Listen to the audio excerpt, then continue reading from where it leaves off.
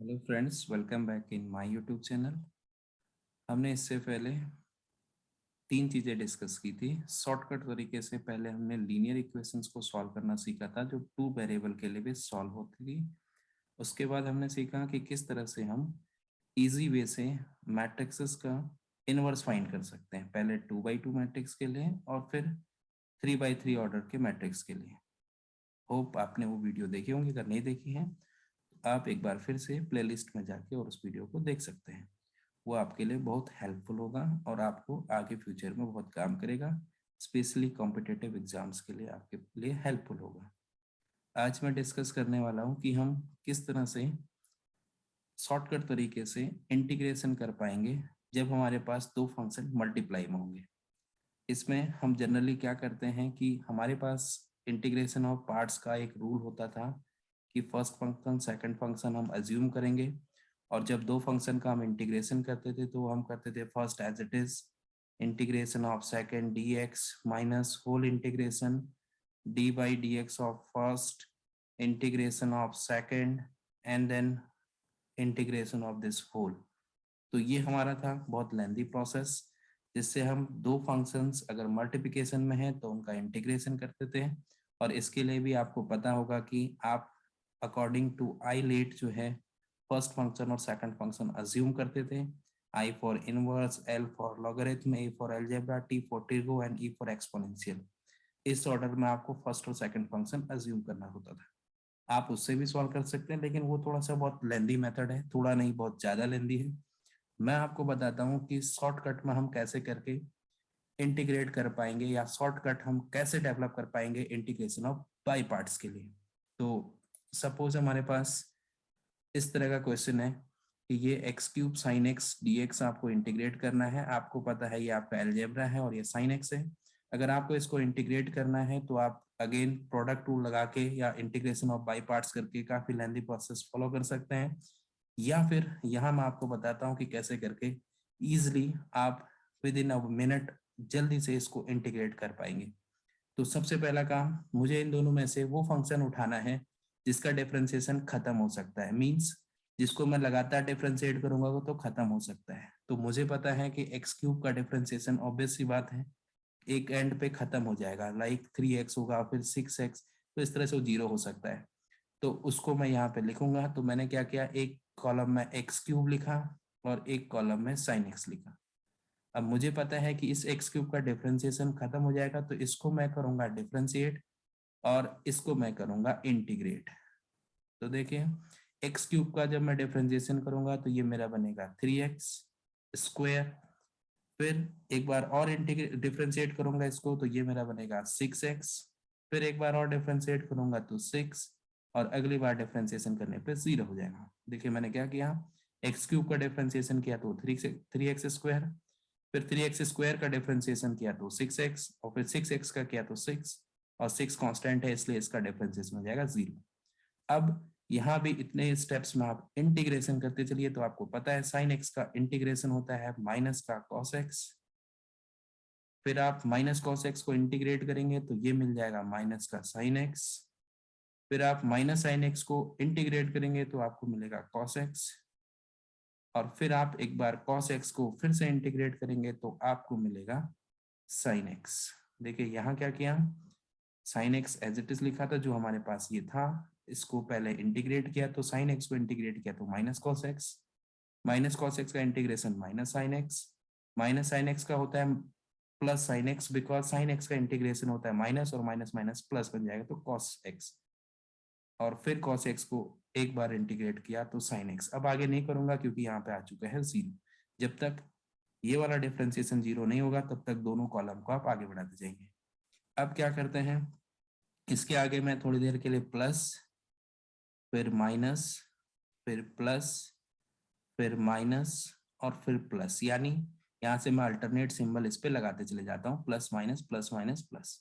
अब मैं क्या करूंगा, इसको क्रॉस में लिखूंगा तो दिस वन, इसका क्रॉस इसके साथ, इसका क्रॉस इसके साथ, और इसका क्रॉस इसके साथ। यानी मेरा एक्स क्यूब का क्रॉस माइनस कॉस एक्स के साथ, 3x स्क्वायर का क्रॉस माइनस साइन एक्स के साथ, 6x का क्रॉस कॉस एक्स के साथ, 6 का क्रॉस एक्स साइन एक्स के साथ।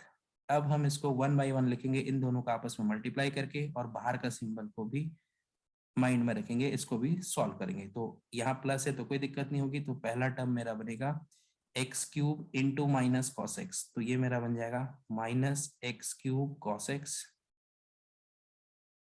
फिर मेरे पास सेकंड टर्म में नेगेटिव है और ये नेगेटिव है, तो नेगेटिव इंटू नेगेटिव मेरे पास बन जाएगा प्लस 3x² मेरे पास था, उसको मुझे साइन एक्स से इंटू करना है, तो ये बन जाएगा 3x² साइन एक्स। फिर मेरे पास 6x है पॉजिटिव का और ये cos x, तो ये मेरे पास बन जाएगा प्लस का 6x cos x। और फिर लास्ट में मेरे पास ये नेगेटिव 6 और ये मल्टीप्लाई होगा तो माइनस का 6 साइन x। क्योंकि आपको पता है इंडेफिनिट इंटीग्रल है, तो इसमें आप लगा देंगे पीछे से c, तो ये इसका डायरेक्ट इंटीग्रेशन हो जाएगा। तो आपको करना क्या है, एक बार फिर हम देख लेते हैं। जो हमारा एल्जेब्रिक फंक्शन है उसको हमने यहाँ लिखा इस कॉलम में, ट्रिग्नोमेट्रिक फंक्शन को यहाँ लिखा। एल्जेब्रिक फंक्शन का डिफरेंशिएशन हमें पता है कि एक बारी ऐसा होगा जब वो 0 हो जाएगा तो हम इसको डिफरेंशिएट करते चले जाएंगे, स्टेप वाइज इसको इंटीग्रेट करते चले जाएंगे। यहाँ पॉजिटिव नेगेटिव अल्टरनेट सिंबल के साथ लिखते चले जाएंगे और इनका क्रॉस मल्टीप्लाई सिंबल के साथ करते चले जाएंगे, लिखते चले जाएंगे, यही हमारा आंसर हो जाएगा। एक और क्वेश्चन की हेल्प से इसको और क्लियरली देखते हैं। सपोज आपके पास x² और e की पावर माइनस साइन 7x है, तो इस बार मुझे पता है कि x² का डिफरेंशिएशन खत्म हो सकता है, तो मैं x² को इस कॉलम में लिखूंगा और e की पावर माइनस साइन x को दूसरे कॉलम में लिखूंगा। इसका मैं फिर से करूंगा डिफरेंशिएशन और इसका मैं कर दूंगा इंटीग्रेशन। अब मुझे पता है x² का डिफरेंशिएशन करूंगा तो 2x, फिर 2x का डिफरेंशिएशन करूंगा तो 2, और फिर 2 का डिफरेंशिएशन करूंगा तो 0 कांस्टेंट। कांस्टेंट है तो कांस्टेंट का डिफरेंशिएशन 0। यहाँ पे e की पावर माइनस 7x का इंटीग्रेशन जब करूंगा तो e की पावर माइनस 7x, तो मुझे पता है इसका यही होता है, लेकिन माइनस 7x का अपॉन में डिफरेंशिएशन होता है, इसलिए माइनस का 7 आ जाएगा। फिर ऐसे ही अब मुझे इसका इंटीग्रेशन करना है, तो e की पावर माइनस 7x का फिर से e की पावर माइनस 7x होगा, लेकिन फिर से मुझे अपॉन में -7 तो ऑलरेडी लगेगा, लेकिन -7x का जब मैं अपॉन में डिफरेंशिएशन करूंगा तो फिर से मुझे -7 मिलेगा। तो ये मेरे पास बन जाएगा e की पावर -7x अपॉन 49। और लास्ट टाइम एक बार हमें और डिफरेंशिएट इंटीग्रेट करना पड़ेगा, e की पावर -7x का e की पावर -7x, और अपॉन में 49 तो ऑलरेडी था, लेकिन जब इस -7x का डिफरेंशिएशन करेंगे तो माइनस का 7, तो ये हमारे पास बन जाएगा e की पावर -7x और अपॉन में हमारे पास हो जाएगा 7 9 जा, this is 3 and then 28 and 6 34, तो 343, और वो भी हमारा आ जाएगा नेगेटिव में। फिर से वही काम हम यहाँ भी करेंगे, पहला पॉजिटिव फिर नेगेटिव फिर पॉजिटिव, और इसके बाद तो हमें जरूरत नहीं है क्योंकि 0 आ चुका है। फिर दिस इंटू दिस, फिर दिस इंटू दिस, और 2 के साथ हम इसको मल्टीप्लाई कर देंगे। तो यहाँ से जो हमारा रिजल्ट होगा वो हमारे पास आएगा x² e⁻⁻7x, लेकिन ये था माइनस में 7 अपॉन में, तो मैंने बाहर लिखा माइनस और अपॉन में 7। सेकंड केस में हमारे पास देखिए ये नेगेटिव है, ये पूरा का पूरा टर्म हमारा पॉजिटिव हो चुका था, तो इसलिए यहाँ पर आ जाएगा माइनस का 2x, और ये होगा e⁻⁻7x अपॉन 49। और फिर थर्ड टर्म में देखिए ये हमारा था 2, तो प्लस का 2 है, लेकिन वहाँ नेगेटिव है तो इसलिए आ जाएगा नेगेटिव, और प्लस इंटू माइनस नेगेटिव इसलिए हुआ, तो ये बना e की पावर 2 इंटू ई की पावर -7x, और अपॉन में हो जाएगा 343। हमने क्या किया, फिर से वही x² और e की पावर -7x को एज इट इज लिखा, इसको हम डिफरेंशिएट करते चले गए, यानी यहाँ तक x² को करेंगे पहली बार डिफरेंशिएट 2x, फिर 2x को करेंगे 2, फिर 0, इसको इंटीग्रेट करते चले गए स्टेप वाइज, तो e की पावर -7x का इंटीग्रेशन e की पावर -7x अपॉन -7, फिर इसको करेंगे तो ये आएगा e की पावर -6 अपॉन 49, और फिर थर्ड स्टेप में आ जाएगा e की पावर -7x अपॉन 343। तो उसके बाद हमने क्या किया कि क्रॉस पे लिखते चले गए, सिंबल का ध्यान रखिएगा, प्लस माइनस प्लस पे अल्टरनेट करना है, x² इंटू दिस, तो ये वाला टर्म मिल गया, फिर माइनस का 2x इंटू दिस, तो ये वाला टर्म मिला, और फिर -2 इंटू दिस, ये वाला टर्म मिल गया, और प्लस c आप लगा देंगे क्योंकि आपका इनडेफिनिट इंटीग्रल है, तो ये आपका रिजल्ट हो जाएगा डायरेक्टली। इस मेथड से आप इजी तरीके से दो फंक्शंस को इंटीग्रेट कर सकते हैं जब वो प्रोडक्ट एक दूसरे के साथ मल्टीप्लाई में होते हैं, या आपको प्रोडक्ट रूल अप्लाई करने से अच्छा ये मेथड है। ये आपको कॉम्पिटिटिव में बहुत हेल्प करेगा, क्योंकि वहाँ आपके पास टाइम की कमी होती है। अगर आप इसको जनरली करेंगे तो आपको 2-3 बार इसको डिफ्रेंशिएट करना पड़ेगा प्रोडक्ट रूल लगा के। 2 पेज में सॉल्व होगा आपके पास, यहाँ 1 मिनट में एक स्क्रीन में खत्म हो गया, क्वेश्चन सॉल्व हो गया।